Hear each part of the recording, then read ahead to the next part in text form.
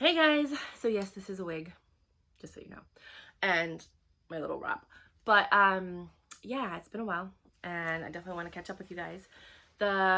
It is now September of 2020. All my information is relevant all the time, so if you're watching this video, don't worry about the date, no big deal. Just came back from the Dollar Tree. It's my new favorite place since the pandemic. Got some really cool stuff. I was like, $1? Are you kidding me? Flowers, because I'm going to make my own bouquets.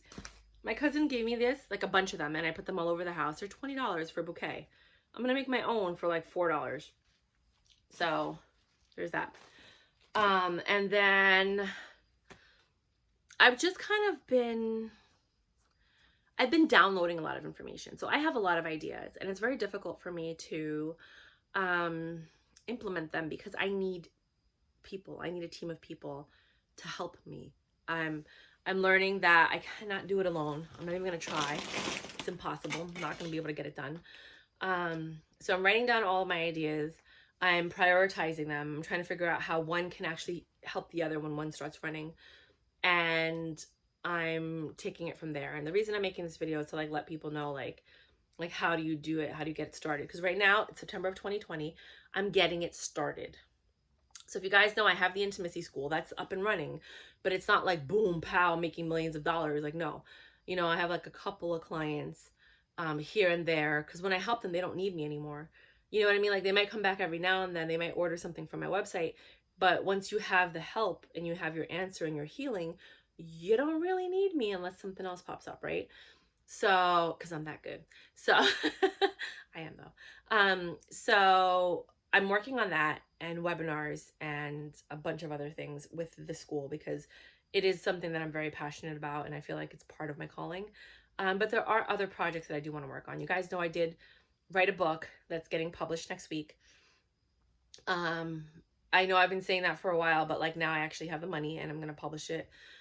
It's going to be an ebook first, and then as the money starts rolling in from the ebook, then I'll start publishing books and selling signed copies and, you know, like actually inscripted copies, and just regular hard copies for people who want them. But I still think it's going to be soft cover. I don't think it's going to be a hardcover book. There aren't enough pages for it to be a hardcover book. But it's basically how to survive on a budget, you know, and a lot of tips and tricks that I've learned along my life, you know, the course that is my life, that I threw in there to help people, because a lot of people don't know where to start or how to, you know, how to invest in stocks, or, you know, like where to get free clothes or free food or free tickets to concerts, and like all, you know, just random things, like the way that I survive. You know, I got my 46-inch TV for free, you know, but I got that because I mounted someone's, no, because I did donation drop-offs and they were donating it and they're like, do you want it? And I was like, yes. And I got it for free. I didn't even have to pay for it. That was one of my clients. The other TV that I have that I gave to someone, I was mounting a TV for them and they were getting rid of the old one. And they're like, do you know how I can get rid of it? I was like, yes, I will take it. But, you know, like there's just different ways that you can, you know, do that. There's free stuff on Craigslist. You can go on Craigslist and you can find free TVs. My dad needed a TV. I found him 3 because the first 2 didn't have remote controls. So the universal remote controls that he had didn't work. And then the third one that we finally got for him, it worked. So the other 2 he gave away to someone who didn't need a remote control because they had a Roku. So all they needed was the Roku remote, right? Okay, yeah. So he gave those away to 2 other people. So like I got 5 free TVs in like a year and a half. And they're great quality. They were huge. Anywhere from 32 to 46 inches. 2 of them were like 40 inches. One was 46, one was 32. And then one was like somewhere in the middle. But yeah, so there's so many different ways to get stuff. And you can find all of those tips and tricks in my book. So when that publishes, I will put the link on this video and any other video that I mentioned it in. And you guys can go ahead and pick it up. It's just going to be $10 or $15 for the ebook. It's going to be like $20 for the hard copy. And then if you want a signed copy by me, it's $30 or $35, depending like if, I'd probably just gonna make it $35 including shipping, or just $30 plus the shipping, which is gonna be $5. And then if you send me something that you want me to write, I'll write it in there. Or I'll just inscribe it lovingly to you, because some people are gonna write dumb stuff and I'm like, I'm not putting that in the book. Like, to my dearest love, I love you, you're my best friend. No, I'm not going to lie, you know, but you know, I will write something nice. If I don't agree with the request that you have. Other than that, that's one thing. There are a couple of apps that I wanted to develop, but I don't know how to do that. So I found, I'm working with a team of people who are going to develop the app for me. So that is something that's going to be coming up in the works. Um, what else? But that I can't do until the book gets published. I get some income and then I can go ahead and do the app. I am making a lot of webinars, like I said, for the intimacy school. So you should be seeing those. If you guys do want to talk to me personally, you can do my pandemic rate. It's only $25 an hour. And we can talk about whatever's going on in your relationships. But if it's couples or something like that, then it's my regular rate of like $250, because you know, we're doing like real deep relationship work, you know, like I do have a pandemic special, but I'm going to take it off soon. And I do have a miscarriage special, $25 an hour for anyone who's had a miscarriage. It's the first one and they need someone to talk to and what you to know what to expect, because I just had a miscarriage. I was close to 3 months pregnant and I lost the baby recently. The first guy I slept with after 6 years, I got pregnant the first time. I know, because I told him all, I was like, my egg was so fertile. It was like, oh, hi, how are you? Come on in, you know? The first time, and it's amazing because so many of my friends and people my age have to get in vitro and have to do all this thing and pay so much money. And I'm fertile as Myrtle, you know, like I'm really fertile, really fertile. But that's because I didn't have sex for 6 years, you know, like I was in love with a guy. He didn't love me back. He went back home, disappeared, ignored me, ghosted me, whatever. I still loved him because I'm that person that, like, if your husband goes to war and he dies, I don't remarry. You know what I mean? Like, I'm that loyal and loving. But then he blew up on me because I didn't bend to his will. There was a lot of misconstrued, there's a lot of miscommunication, but I was just over it. So when he blew up on me and ended the friendship, I kind of like said, okay, I cannot hold on to this any longer. I did a little healing. The pandemic hit. This guy came up, my boyfriend now. I don't know for how long. We'll see, because I just found out some information yesterday or 2 days ago. I think it was yesterday. Some girl texted him in the middle of the night and she was like, a girl that he said that he stopped talking to, his ex, and he's like, she keeps pursuing me. And I'm like, well, tell her that you have a girlfriend, tell her that I'm pregnant, you know, tell her that we're getting married, like tell her whatever. But she keeps texting him. And I was like, cut it off, block her, do whatever. But obviously he didn't, because she texted him and she's like, sorry for the late text. I'm quoting this. Sorry for the late text. I fell asleep. And I'm like, oh, she fell asleep?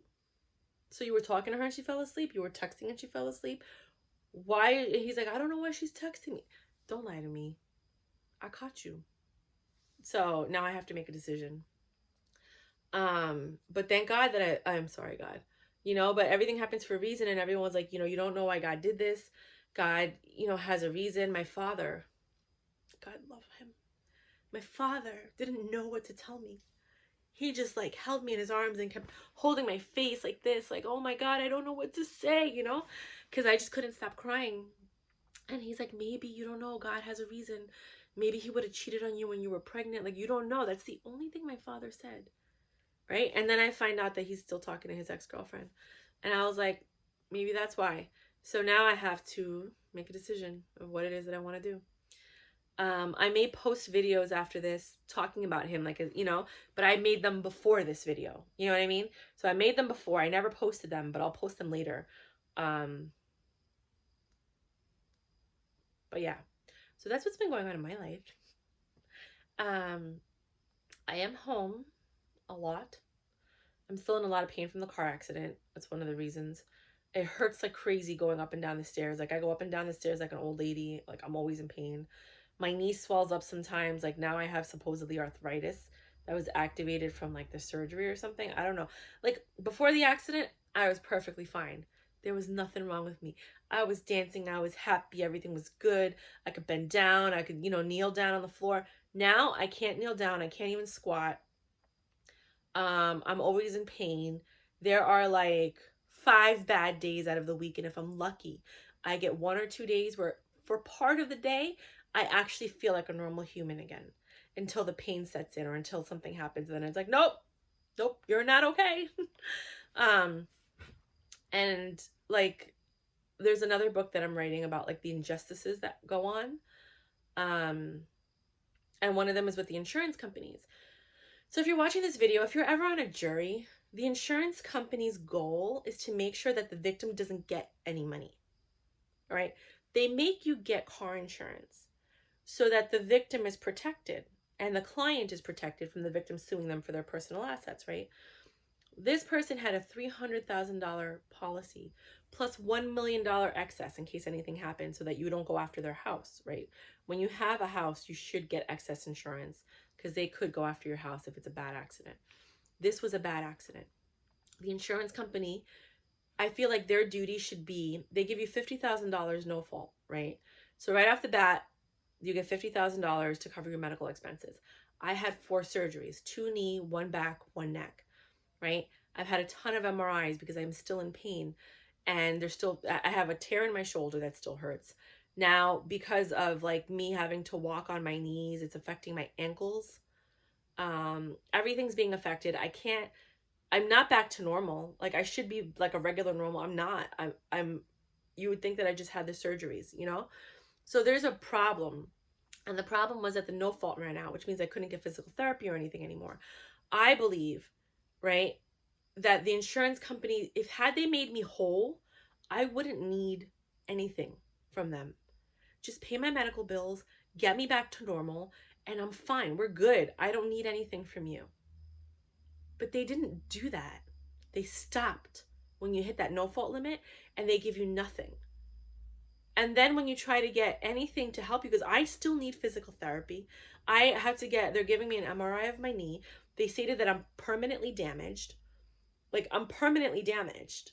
I'm 40 years old and I feel like a 60-year-old. I have 60-year-old people in my family that are in better shape than I am. They go up and down the stairs, they're healthy, but they've never been in an accident. Their knees didn't hit the dashboard. You know what I mean? So I'm not okay.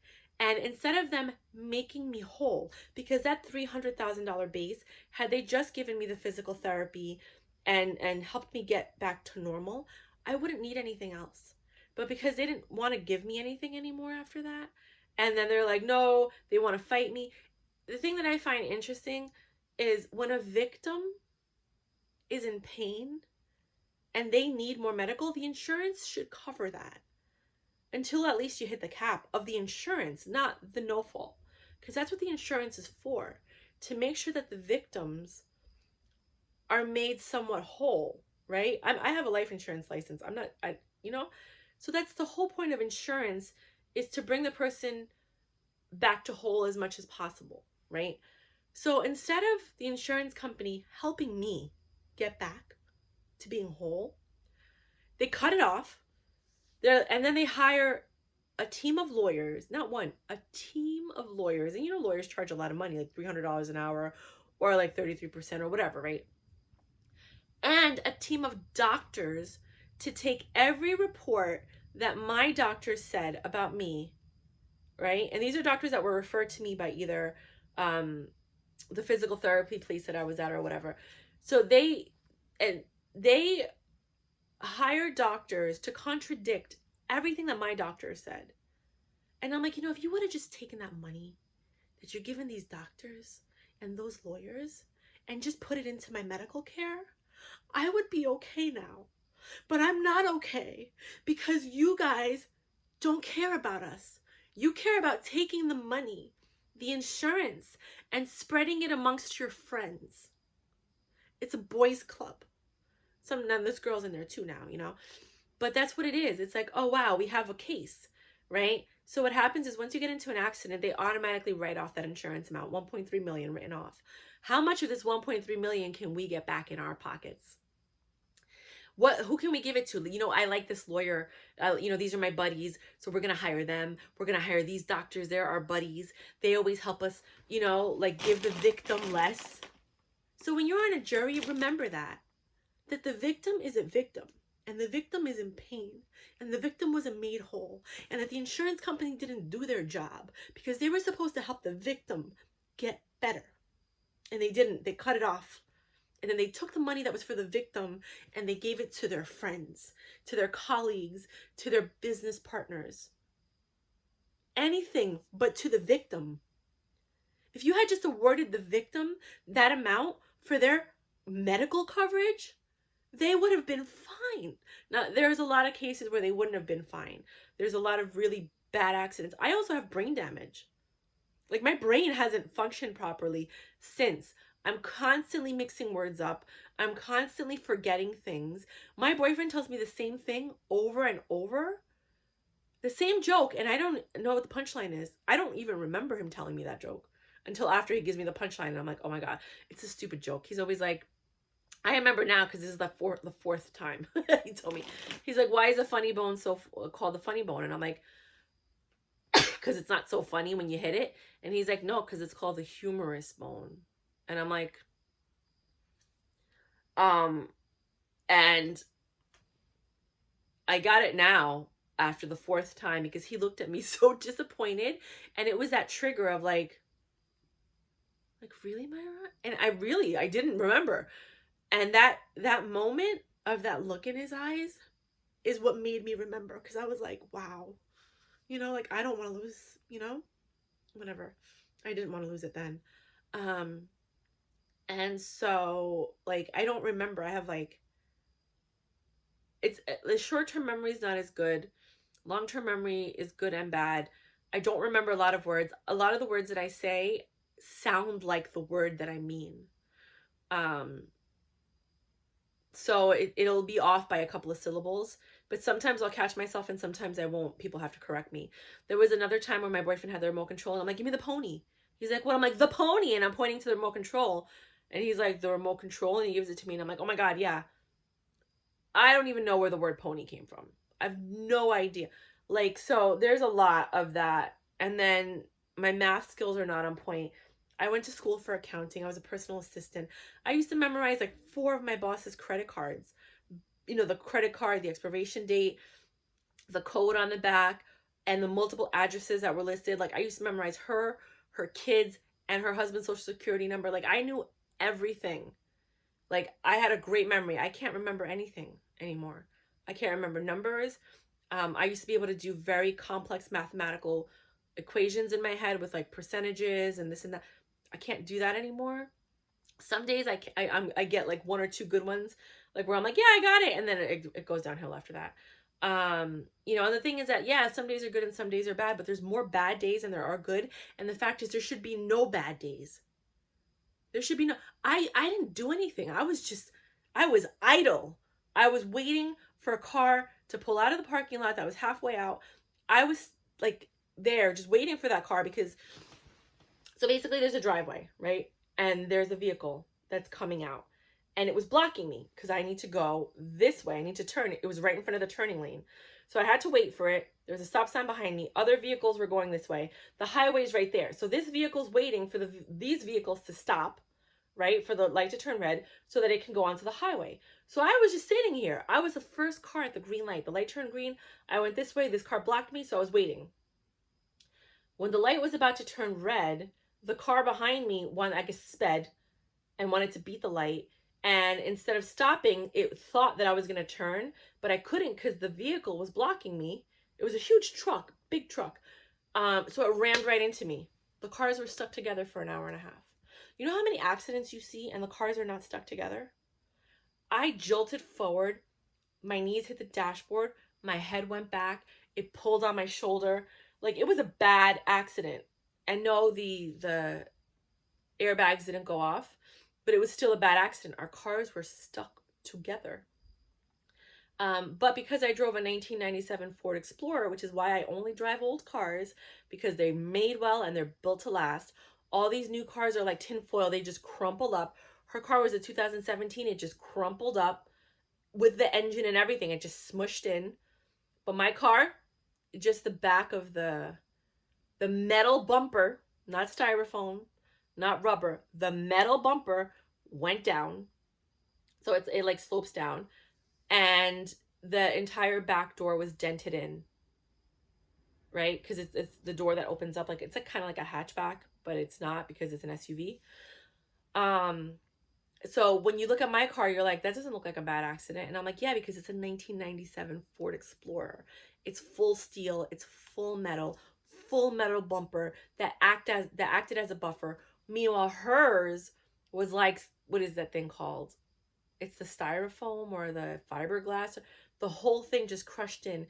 The metal inside of her car crushed in because it's inferior to like the older cars. So right now I just got, well, my boyfriend bought me a 2002 Volvo station wagon because I wanted a strong car because my SUV, it's time to replace the SUV. So everyone's like, why did you get an old car? And I'm like, it looks good, but it's made out of metal. Like, people don't understand.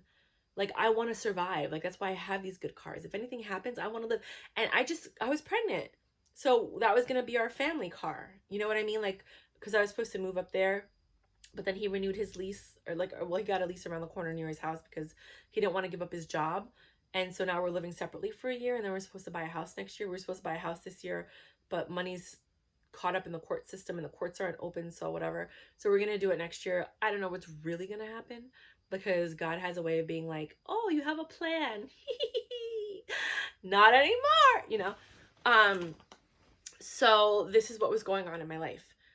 So he got me that car. Thank you, God. Thank you, James. And now I have the station wagon, and I'm like, oh, well, now we don't have the baby, so having the station wagon makes me look homely. But I mean, like, when you move upstate, like, that's a nice car to have. So I like it, but I would have preferred a more like a Mercedes, an old Mercedes, or like a Range Rover. No, not a Range Rover. I don't like Range Rovers. A Land Rover or an Xterra or a Pathfinder. Like, that's the kind of girl that I am. I'm like a Mercedes, like old car, like from like the 90s to like 2000s. I like those Mercedes, like the 4-door classic ones, or like a Pathfinder, Xterra, Land Rover, Lincoln Navigator. Those are like me. I like SUVs. I'm higher. If anything hits me, I'm up there. I have all that space in the back that if they hit me, it's still, you know, like, you're okay. If there's people in the back seat, you're okay. Because even if it goes in, like, the people in the back seat, there's enough space that it, you know, and they're still made out of metal. That's how I think. That's why I like old cars. I am never, unless I win it, I'm never going to buy a new car. I'm just not. I could be a millionaire and I'm like, nope, I'm not buying a new car. I'm not. I like the old cars. And if it's up to me and my boyfriend, we would buy classic cars and remodel them. Because when that EMP goes off, whenever they decide to, we're going to be able to drive because our stuff is not based on electricity. The cars that we're going to be remodeling are going to be like old school cars, like old school motorcycles that one of them I have to turn into a tricycle because I'm really not trying to ride a motorcycle. It's not my thing. But yeah, so this is like the stuff that we talk about. We talk about our future. But yeah, so that's what's up with me. I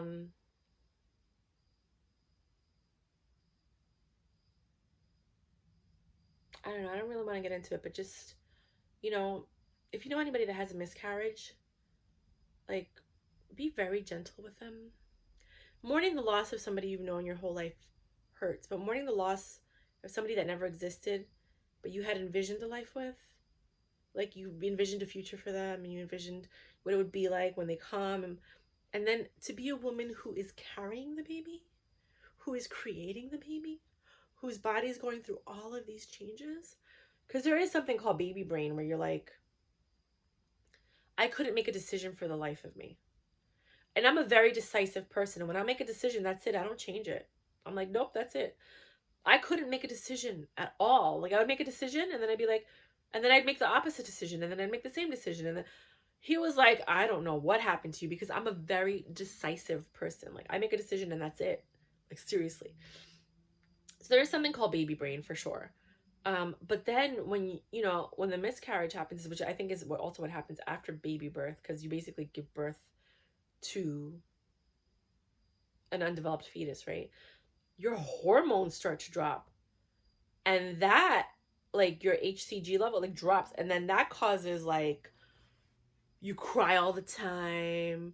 Not everybody, but like I did. I cried but I also was mourning the loss. Cry all the time. Um, you're questioning God. There was a time where I hated God for a little bit, until I saw my dad. And my dad was like, "You can't hate God. He made you," and and he's like, "You shouldn't hate him." And I was like, "If I hate him, it's because he knew that what happened would make me hate him, and he's not mad at me. He's gonna forgive me because he knows what I'm going through. He made me. He's been with me since the day I've been born. So even if I say I hate him, he can't get mad at me, because he knows better, because he knows I will always love him, and I will always turn back to God, and I will always praise him in the long run." And now I look back at everything and I realize maybe this is why it happened, because the whole time, when afterward my ex-boyfriend was like, "I feel so bad, I feel guilty," because I'm a very sensitive person, so I'm intuitive. I know when somebody's cheating on me. I know when somebody's talking to other people. I know, like, the truth always comes out. God always reveals the truth to me, no matter what. When somebody tries to be deceptive, or they try to pull one over on me, like, it will always come out. I always know. If I have a feeling, he will prove it to me that I was right. So he just, and I, at that time, my boyfriend wasn't really spending a lot of time with me, because he took that stupid job where he was making $900 less than what he was making on unemployment. It just didn't make any sense for him to take that job. And then he took the apartment to keep the job, but now he's only really making, like, not a lot compared to, like, what he could be making in Queens, and all the money we could be saving, because we'd be saving money on 2 rents. So, like, we would be saving a whole rent. We'd be saving a whole nother electricity bill, a whole nother cable bill, because now we're paying 2 bills each. I'm paying for mine, he's paying for his. Plus we lose 3 hours a week just commuting back and forth, plus the gas and tolls. So it's like, they were just poor decisions that were made. Everything would have been better. We probably would have had a better relationship and a better foundation had he not taken that job in the first place, because he would have been with me here. He would have been moving his stuff in, because I did have a whole entire apartment was empty, all 3 rooms. I have a 3-bedroom.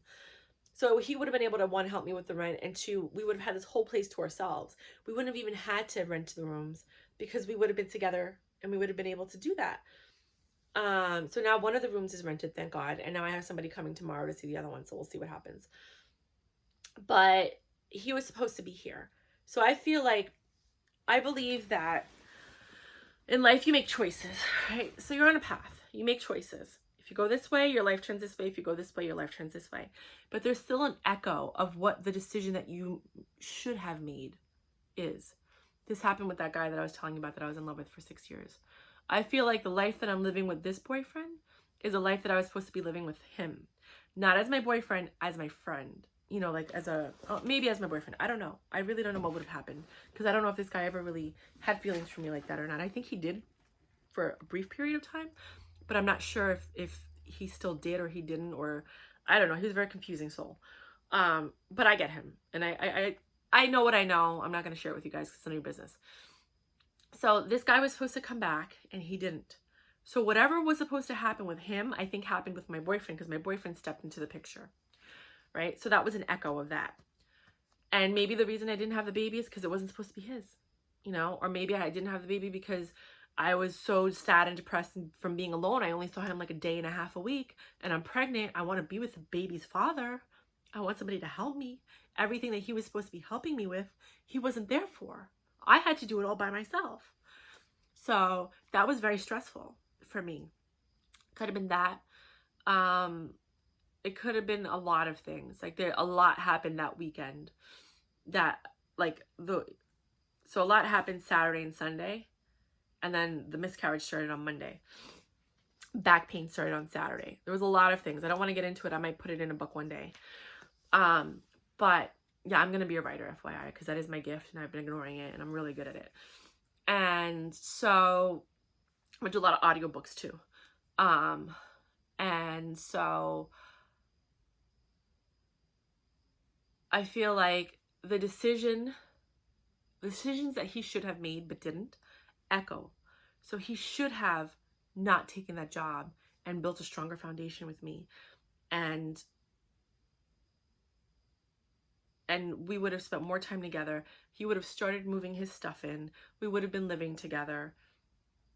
And, you know, we would have been happier, right? Because it just would have been us. He wouldn't have had the distraction of whatever girls he was talking to over there. As soon as he and I got pregnant, all of his exes came back. And they pursued him heavily, knowing that he had a girlfriend and she was pregnant. And we were already planning to get married. You know what I mean? Like we were planning to buy a house. We were looking at houses. We would go to the houses and look at them. You know what I mean? And it's like God was just testing us. For me, two of my great loves, I had three great loves. That kid that I loved for 6 years that went back home to the Midwest, he was the third love of my life. But I never was with him. We never kissed. We never did anything. I was in love with him spiritually and emotionally. I loved him. I thought he was the most amazing man I've met in my whole entire life. But it wasn't reciprocated. So I figured, okay, well, that ended. And then this guy comes into my life. So maybe God is saying, because this door's shut, I will give you this man as a gift. Now, don't get me wrong. My boyfriend is a gift. He is amazing.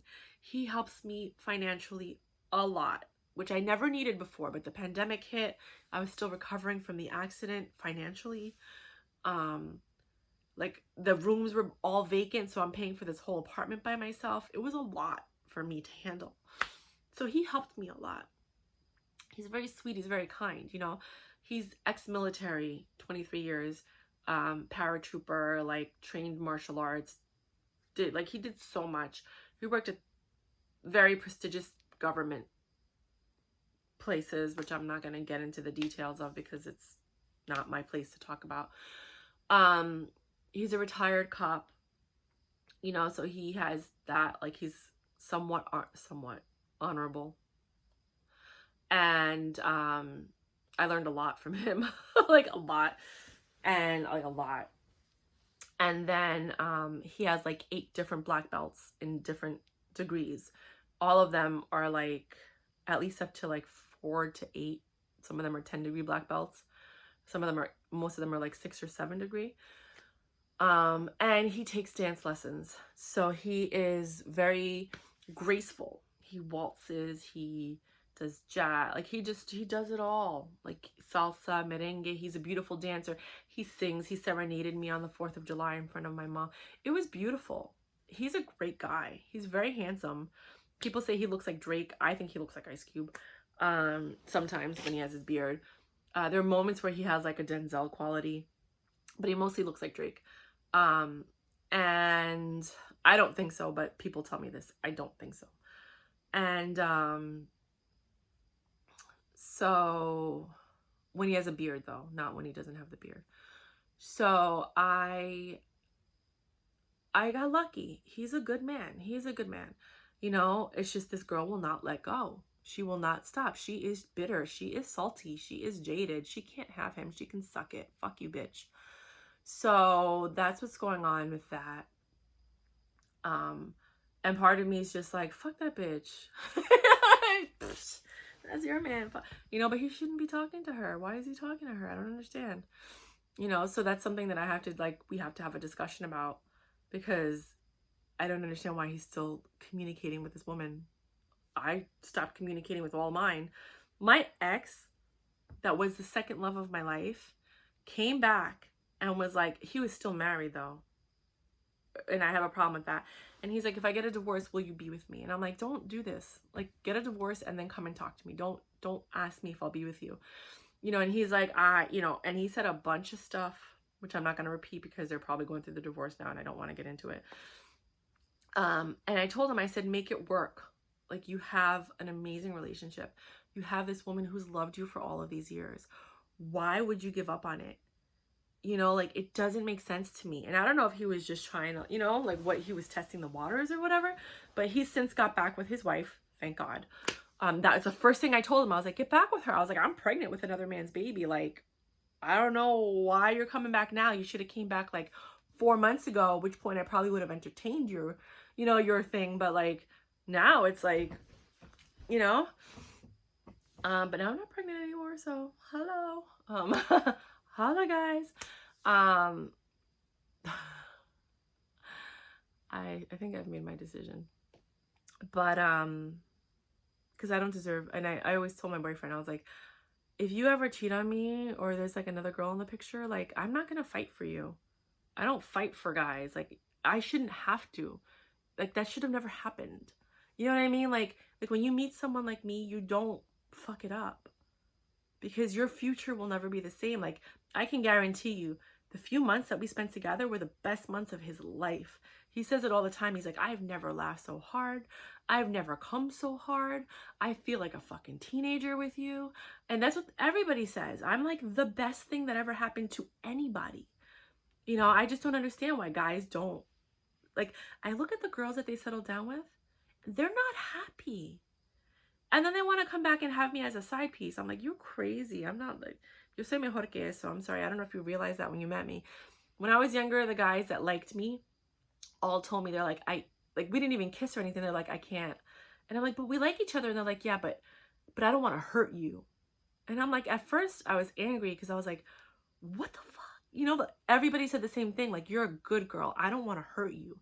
So they knew they were players. They knew they were dogs. They knew they weren't ready. They wanted to keep me on the side so that when they were ready to get married, I was there, which is what this guy did twice. My second ex, second love of my life. The first time, anyway, I don't want to get into the first time, but the second time, this was the second time he came back. And oh, it's actually the third time, because the first time I rejected him. The second time, I wanted to be with him, but he was married again. I was waiting for that to end. Then I ended it, you know, like, because we were just talking to see what would happen. I ended it because I was like, this is not right. You're not supposed to be talking to somebody while you're married. He ended that and then got with this girl instead of coming back to me, which is why I didn't take him back this time, because I was like, you had the chance to be with me. And you chose this other girl, and you stayed with her for 9 years. And now you want to leave her to be with me because you realize you made a big mistake in the beginning, that you should have never been with these two women. You should have been with me. I was like, I'm sorry. I'm not sorry. Sorry, I'm not sorry. Okay, so TMI, but I don't even know. I don't even think people watch this channel. That's why I'm like, oh, I'll say whatever I want. Who cares, right? So that's what happened with him. But he was going to do a lot. Like a lot. And I rejected that offer. Because I'm tired of talking. Actions speak louder than words. With me. And everybody knows it. I'm an action-oriented chick. Don't tell me anything, show me. Okay, if you want to come and see me, you come and you show up. You don't ask me to buy you a plane ticket. You come and you show up. You don't ask me for anything. You know what I mean? You're the dude. Be a freaking dude. And don't get me wrong, I'm like a dude. You know, the one thing my boyfriend always says about me is like, he's like, I love you because you're like a dude with boobs. And you're like really pretty. So it's like, oh my God. I get to like be myself in front of you. You know what I mean? Like, you get me. You say all the right things. And because I am like a dude. I'm like a tomboy, you know, but I'm like a really pretty hot tomboy that has a lot of like knowledge about like sex, because I have a sex school. It's really an intimacy school. But like, again, and that's the thing, is I teach people intimacy. Like, my boyfriend's 46, right? I'm 41. I keep saying 40, but I'm 41. I just turned 41 and I just keep forgetting. And he's like, I've never done any of this stuff in my whole life. And I'm like, what have you been doing your whole life? He's like, I've never felt any of it. It's like, what are these girls like? You know, your skin's so soft. It's like, and I'm like, what do they feel like? Reptiles? Like, what? Like, I don't understand. And this has been my whole life. Guys have always told me the same thing. Your skin's so soft. I've never felt that. I've never been with a girl. And I'm like, okay, is it just me?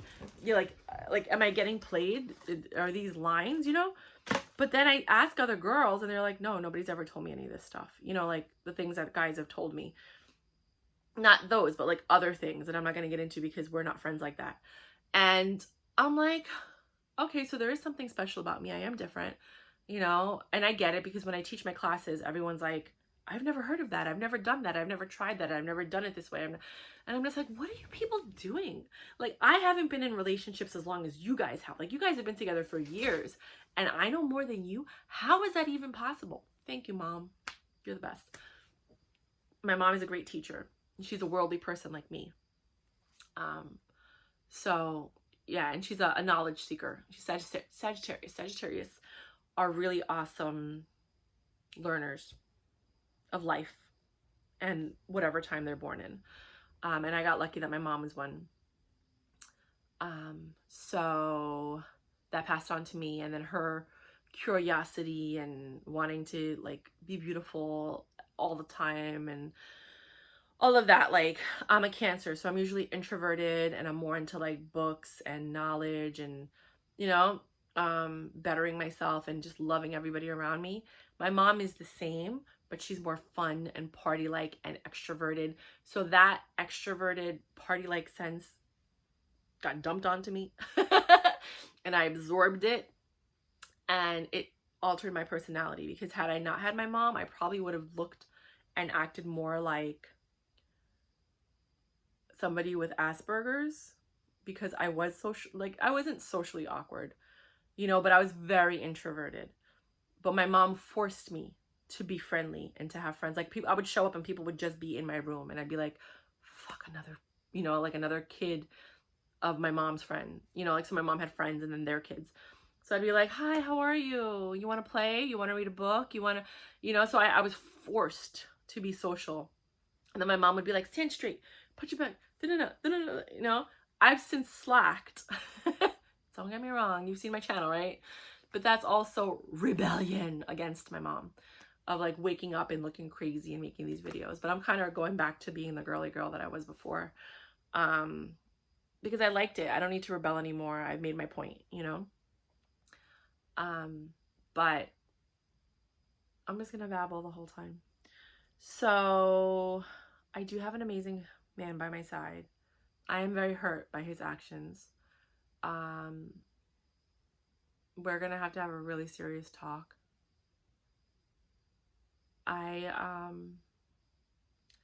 did reject my second love because I was like, you're gonna do this again? Like, if you loved me, you would have gotten the divorce and then came looking for me, not vice versa. I'm not gonna play and be your side, not your side piece, but like that girl on the side waiting for you to get the divorce that you're never gonna get, you know?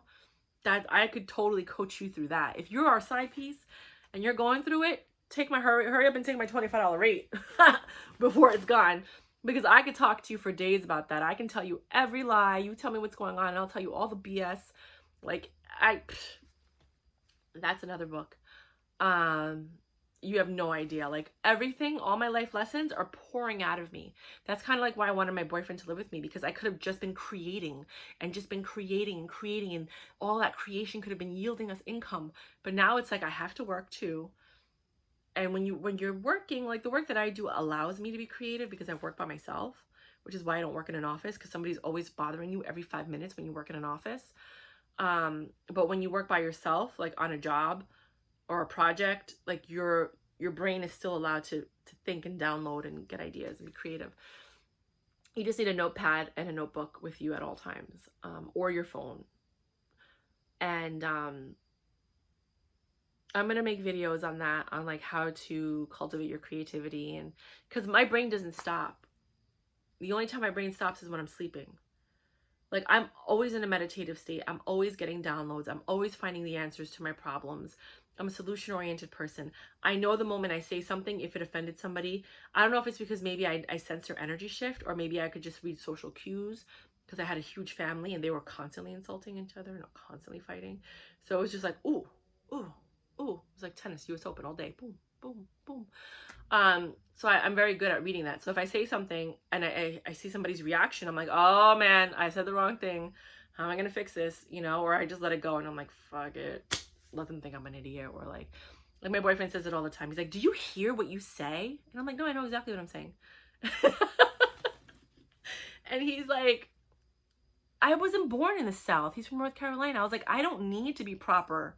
Like, whatever, you know, like, that's not why you're with me. And that's not why you're watching this channel, right? Like, I don't need to be that way. I am who I am. I'm the purest, most awesome, most honest person you will ever meet. I will tell you things if it hurts you because it's what's best for you. Like that kid, I loved him more than anything. And I could have had him stay with me. But I felt that his future was best in Atlanta, recording music, being with someone who was going to help him further his career. And I sacrificed time that we could have had together because I wanted the best for him. I always make decisions and tell people to choose what's best for them, even if it means that our friendship will suffer or that we may not be together. Always. My friend TK, I loved her more than anything. She was literally my best friend. She was like a sister.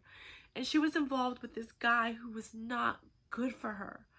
And I had to tell her parents and her sister so they can come and get her and take her home.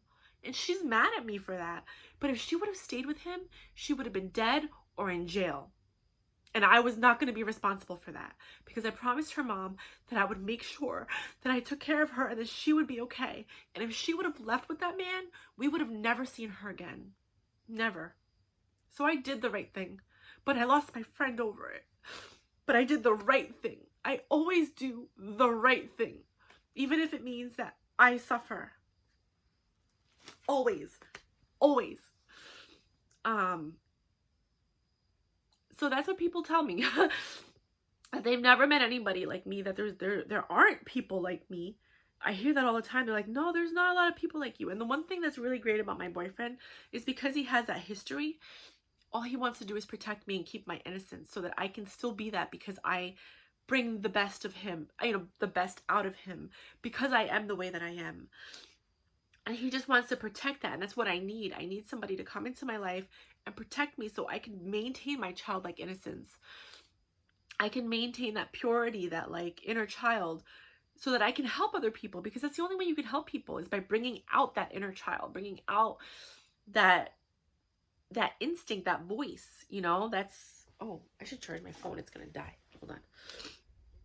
I don't think it's going to reach. Oh no, I have a dilemma. I'm going to have to lower this. Sorry, guys. Nope, it's this one. And I don't know how this is gonna work, but we're gonna figure it out because that's what we do. We make it happen. Make it work. Please, please, please, please, please. There you go. I don't know if I like that. So yeah. So it wouldn't be a let me school you video if I wasn't crying, because I have to cry in every video. Most of them. So yeah, so now I'm back to pouring out my emotions and sharing everything because someone told me you have a gift and you need to share it with the world. And people need to hear this and they need to hear you. And I'm like, oh God, this is why I started the channel in the first place. Here we go again, deja fucking vu, right? And excuse the profanity, but if you don't like it, I'm sorry. That's just, it's part of me, I'm a lady with a vocabulary of a truck driver every now and then. And so that's everything I've been going through. That's it, people. You know it all. And I've been making a lot of fashion videos. I have a channel on that. Mostly what I bought. I'm gonna change that whole genre of like what that channel was about and turn it into like a styling channel, where we style people and we could virtual style, like just a lot of things. That's part of the things that I'm working on. But I do need a team of people. So if you're interested in being part of a team, as an intern right now, which means unpaid, and then obviously like if you're doing consultations, you're gonna get paid for them. Like if you're a fashion consultant and I get you a client, I'm going to pay you for that, based on the client's reactions. Like if they're like, oh my God, I love them. I'm like, okay, boom, there you go. If they're like, oh, it's the worst experience of my life and blah, blah, blah, and they didn't help me, that will clearly I'll give you something, but I'm not giving you, you know what I mean? Because then I have to take over and do that client so that they're happy because you did a crappy job. So yeah, so there's going to be a lot of training over the next couple of years.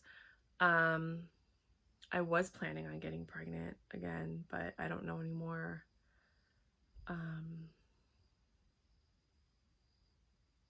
I'm really hurt by this.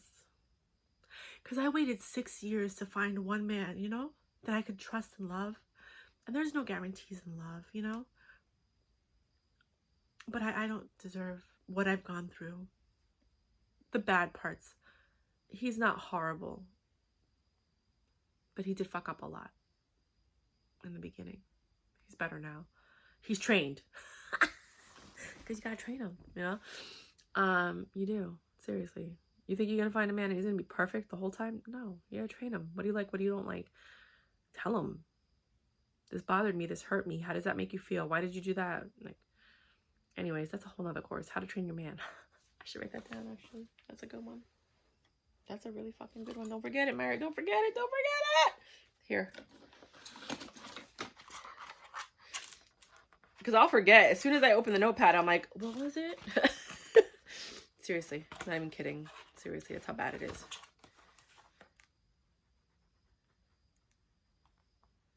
How to train yo man. Yo or your man? How to train your man. Crack me up. And I do. 90% of my ideas crack me up. Like the title for the book I had today. Dude, I was laughing so hard. I was like, oh God. I had to write it down. I was like, oh, I crack myself up. That's one of the reasons I'm still alive. Because the angels and God, aliens, whatever's out there, they're like, this bitch is funny. We can't let her go. You know, if something's going to happen to me, they swerve me to the right. You know, that day of the car accident, they couldn't do anything because I was idle. They couldn't move me or anything. If they could have moved me, they would have moved me. But it is what it is. So, yeah, I'm going to come out with these inspiration packs soon. Everyone that comes to my house, especially my friend Latiqua, they find inspiration in every corner of my house. I don't even see it because I'm just so accustomed to it. But I have like little stickers and sayings and things everywhere, like this one right by my bed. God protect me from anything that wasn't sent by you. I just printed that out and put it there. I got this frame. They were like selling a whole bunch of frames on the side of the road. And I just bought a bunch of them. They were like 50 cents or something. And then I just put it in and that's it. And I had 2 of them and I put one on each side of my bed. The other thing up here, it says born to be awesome.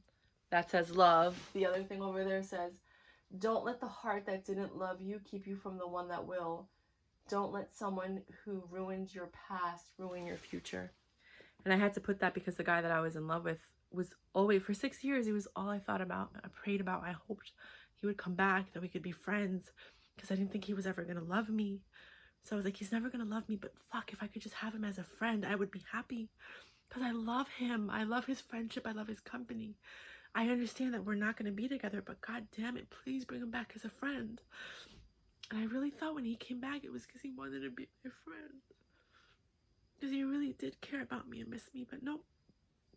He just wanted the free plane ticket. And I didn't give it to him. Because I learned my lesson the last time I bought him a plane ticket. He bounced the same night. You know what I mean? Like, the first thing he wanted to do was see someone else. Drove him to go see his friend. Next day, he left for a few days. Like, bounced. Said he needed more space. I'm like, I haven't talked to you in like a year and a half. How much more space do you need?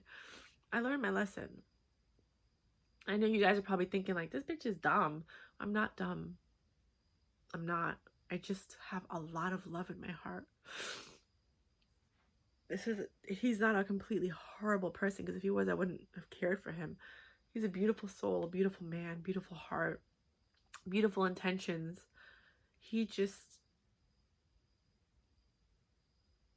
had a lot of growing up to do, you know? It was a 10-year gap. So imagine me being 34 and him being 24. Like, there's a big gap, you know?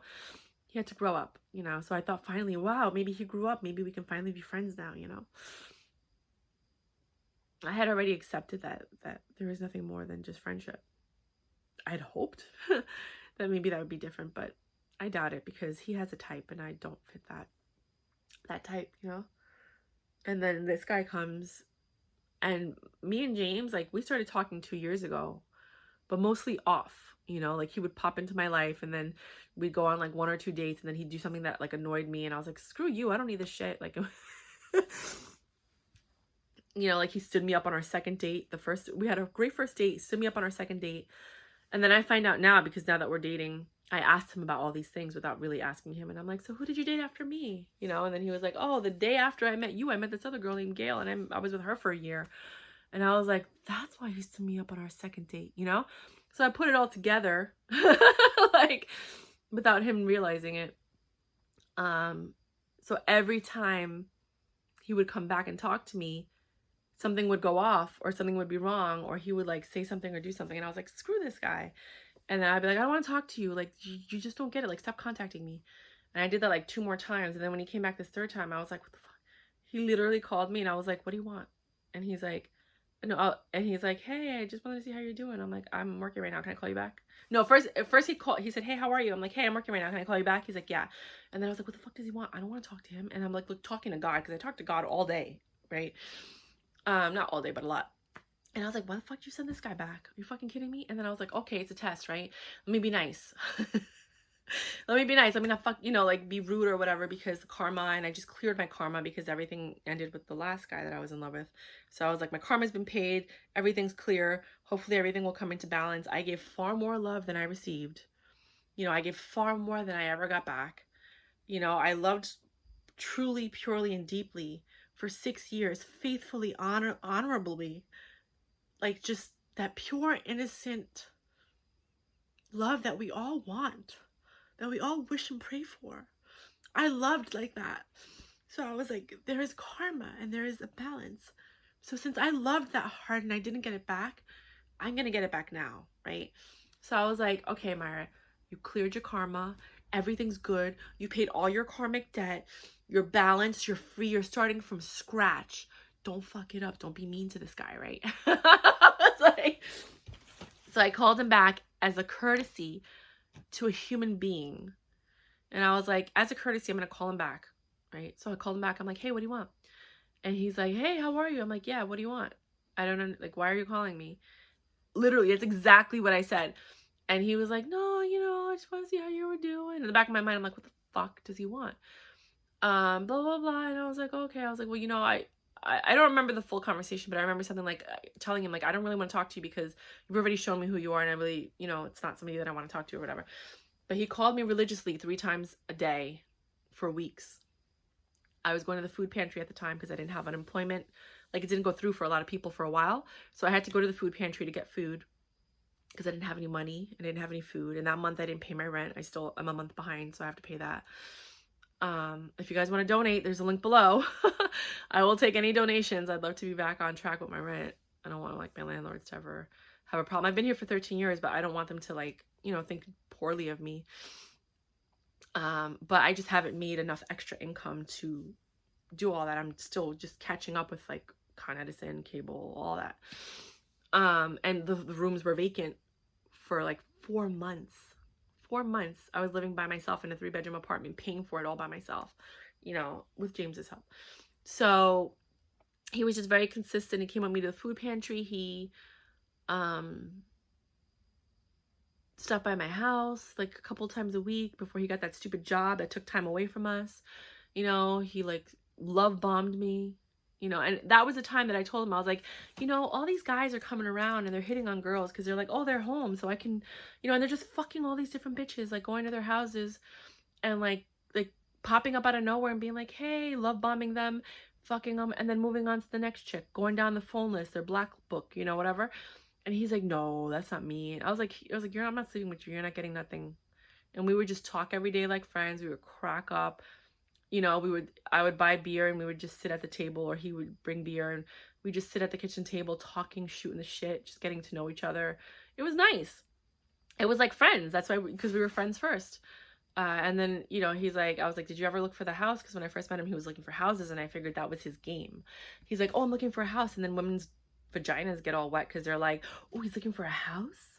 Oh my God. So if I get with him, then we'll have a house and we can have a home and we can have a family. But so I figured that was his game, which I think it is his game. I think that's his game.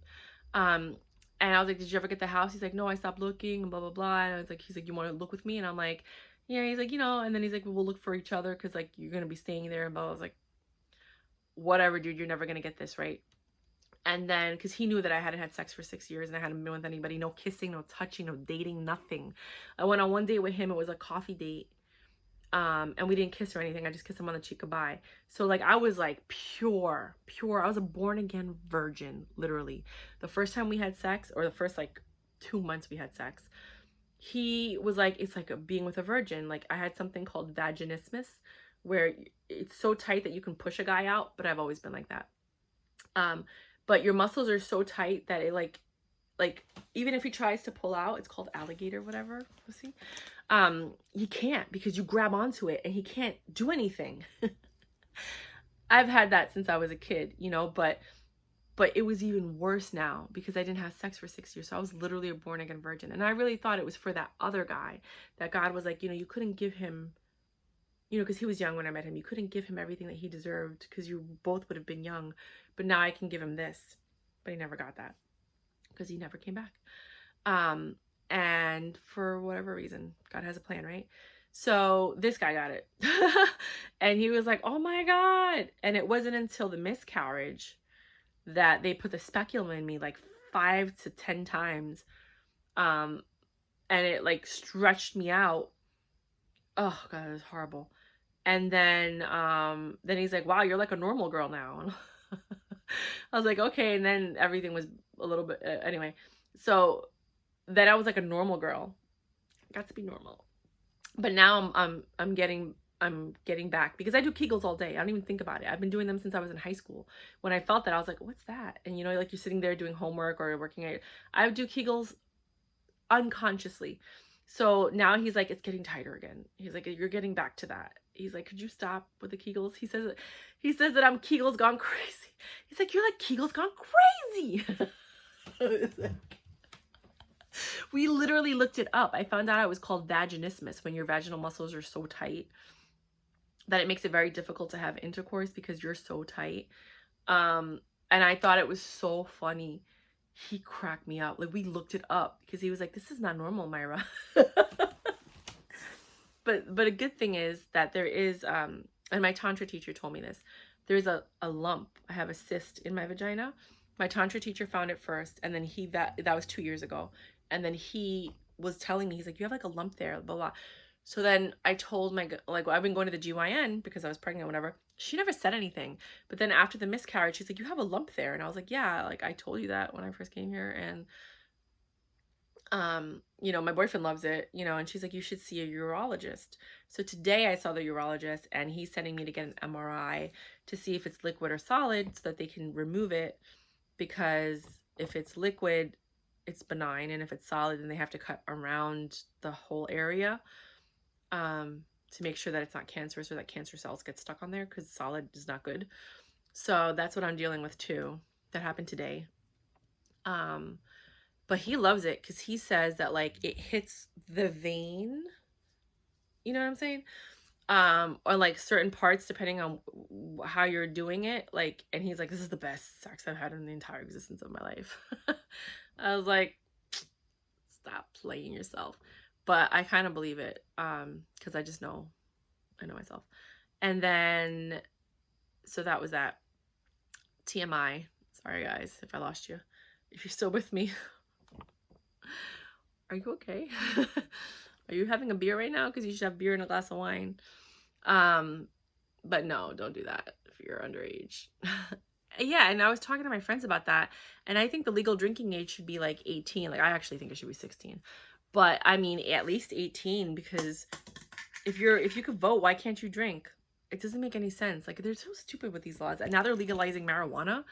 You know why they're legalizing marijuana, right? Because they want to be able to control you. If everybody's high and chilling, they're not going to fight or revolt or like argue. They're going to be like, whatever, as long as we're high, who gives a shit? Like they might get a little angry and agitated, but then they just get high to calm themselves down. You have a whole entire society of people like that. No. So I'm not a big pothead. I don't, like I'll smoke weed maybe once every 2 years because the people that I'm chilling with are so freaking cool. Like, that they're like, you know, you want to smoke with us? And most of the time I say no, because I don't like the people that I'm smoking with, you know, like it had to be a certain, you know, but on those rare occasions where I'm like, sure, it's fantastic, you know. So it's literally once every 2 years or once every 4 years, really, because I'm not a big, I don't know, I just don't like it. But I do like CBD oil. It does calm you down a little bit, but not weed oil. There's a difference. So there's that. I'm trying to think of everything. I'm trying to talk about everything. I think I had some stuff in my notes that I wanted to talk to you guys about. Oh, it's on my phone, and my phone is recording this, so that's not gonna work. We talked about me, my relationship. Please give me your advice or your tips and tricks. I will delete all dumb messages. Like, don't even try to be stupid. Just don't waste your life with that. It's just retarded to put that energy out into the universe. But what you think I should do, what you think about some of the things I've said. I love it. Like on my other channel, like my fashion channel, I've become like the best of friends with like the people that are like, they always leave comments and I'm like, hey girl, blah, blah, blah. Like we even email and talk sometimes, you know, like via email or whatever. And I just can't wait till like I go to their state and I do whatever it is that I'm going to do. So we can meet up because I just love my fashion friends. I don't really have any let me school you friends.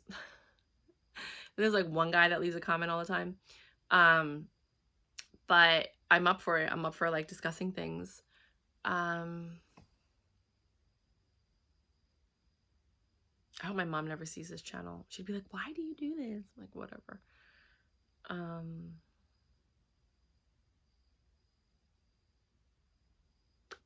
That's it, I think. I think I'm in shock that I shared so much information with you guys and I said so much of this stuff. Like, it's a lot. But it is what's going on in my life. So this channel is more of like vlogging about my life. I'm going to start making random videos or posting random videos on like organization, because that's where I'm at. Like whenever I'm stressed out and things aren't going the way I want them to go, I tend to like organize, clean, move things, not move things because I don't like moving things, but like kind of like shift things. Like I moved my bed over like 18 inches and then I just moved the dresser over, but no big deal, you know. But because everything else is mounted to the wall, so I can move it if I wanted to. But yeah, you know, and then I just start finding different ways of organizing. So I've been taking videos, making videos to show people how I do that. Like when my boyfriend moved into his apartment, I created a whole wall of like it's like a Dollar Tree hack. It's just like $10 and you can make a whole wall, like an empty wall, into like an accessory closet. So like the top is just all his baseball hats, and then, or the top 2 tiers. Then the middle is just belts and ties. Then beneath it we have like backpacks and more hats. He has a shit ton of fucking hats. And then there's like a little soffit, so like right where the door is, there's like a good like 12 to 14 inch space. So I'm gonna put another one of the racks there. I'm gonna post the video later about like how I did that, and I'm gonna use that for my hats because I have my own personal hats and little things that I wanted to hang up. So I just thought that was really interesting, and it literally cost $10. It was like 8 of the 9 now because I'm using the other one. Wait, 2, 4, 6, 7, no, 8 with the other one. 8 of the 6 hook coat hangers that you mount to the wall. And then I used picture hooks, like the ones that you hammer into the wall, because everything on there is relatively light. And they were 30-pound picture hooks that I had bought for the kind of work that I do, but I'm sure that you could buy them at the Dollar Tree also. And then you just picture hook it in, like, so you measure it, you mark it, you put the picture hooks in, then you hang it on there, and then you slam the picture hook in so that it secures against the 6 hook hanger.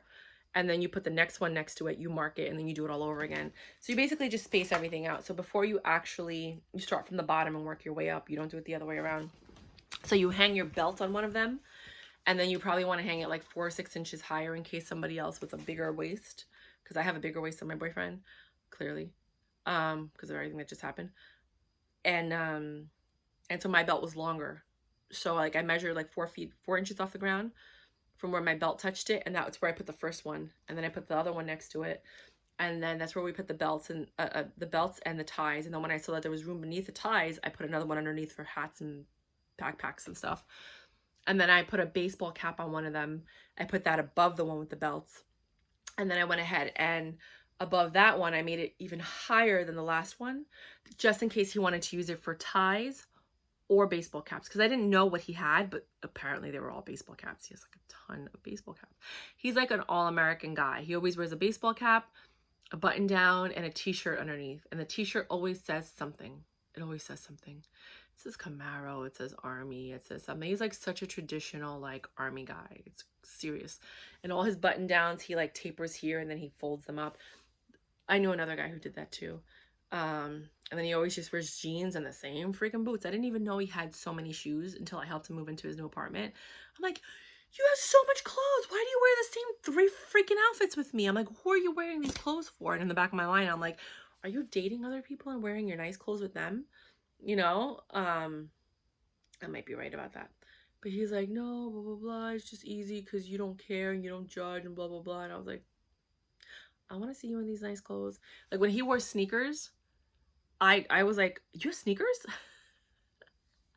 My mom noticed too. My mom was like, oh my God, you're wearing sneakers. It looks so good. You look good.